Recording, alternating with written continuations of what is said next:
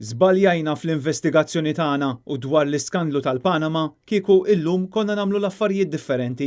Ammissjoni ċara li saret fil-qorti mill-assistent kummissarju tal-Pulizija Ian Abdilla meta kien qed jipprova jiġġustifika għaliex il-Pulizija qatt ma ġabret is-servers tal-kumpanija Nexia BT malli ħarġu l-Panama Papers u meta nkixef l-involviment ta' Konrad Mizzi u Keith Schembri.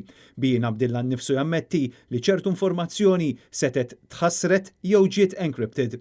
Dan kollu ħareġ meta komplet l-inkjesta pubblika dwar l-assassinju ta' Daphne Caruana Galizia bl-imħallef emeritu Michael Mallija jasal għal konklużjoni ċara u jgħid dan il-kliem lil Ian Abdilla. B'mod volontarju iddeċidejt li tistenna qabel tinvestiga s-servers ta' Nexia BT u dan fisser li l-investigazzjoni ġiet kompromessa.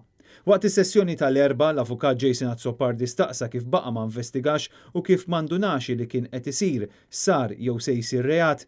Ian Abdilla wieġeb illi wieħed jista' ma jaqbilx dwar kif imxiet il-pulizija, imma li sar bi spirtu tajjeb.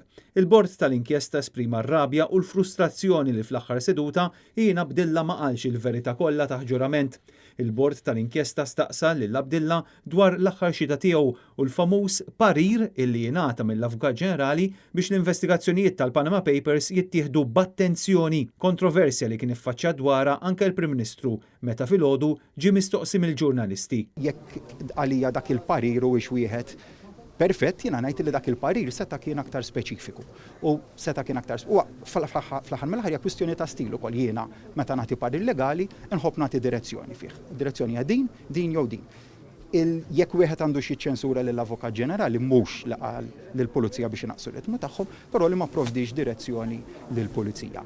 Intant fil-qorti Abdilla konferma li kellu laqat mal-Avukat Ġenerali Peter Grech u r-rapport tiegħu dwar il-Panama Papers iddiskutih mal-istess Avukat Ġenerali xi ħaġa li ma qalx il-ġimgħa l-oħra. Abdilla ma jiftakarx jekk Silvio Valletta, l-eks deputat kummissarju, kienx preżenti miegħu għal din il-laqgħa, ikkonferma li il-fajl kien ta' tħassib kbir għall-Pulizija. Il-bord hawn staqsih, allura kif ma miltu xejn fuq dan kollu anke wara ir-rapport tal-FIU. Il-bord tal-inkjesta qal li jinsab konvint li Ian Abdilla għandu informazzjoni dwar MacBridge u mhux kif qalu illi ma jaf xejn. Il-bord għal darbtejn staqsa lil Ian Abdilla dwar kemm influenzaħ il-parir tal-Avukat Ġenerali biex jimxu bil-mod fl-investigazzjonijiet tal-Panama Papers. Il-bord tal-inkjesta nnota li danu ta' tħassib kbir għaliex il-każ kien jinvolvi persuni esposti politikament fejn intqal li minn barra l-politiċi li messhom diġà ġew investigati, il-Pulizija lanqas għal Brian Tonna qatt ma batet.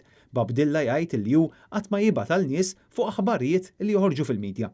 L-imħallef Abigail Lofaro qaltlu illi dawn huma affarijiet li ħarġu fil-beraħ u xorta ma sar xejn u għal darb'oħra ix-xhieda ta' Ian Abdilla ftit li xejn kienet konvinċenti għal bord tal-inkjesta. Din l-inkjesta pubblika hija mmexxija mill-imħallef irtirat Michael Mallija, l-eks Prim Imħallef Joseph Said Pulicino u l-imħallef Abigail Lofaro. L-avukati Jason Azzopardi u Therese Komodini Kakija qegħdin jidhru għall-familja Caruana Galizia.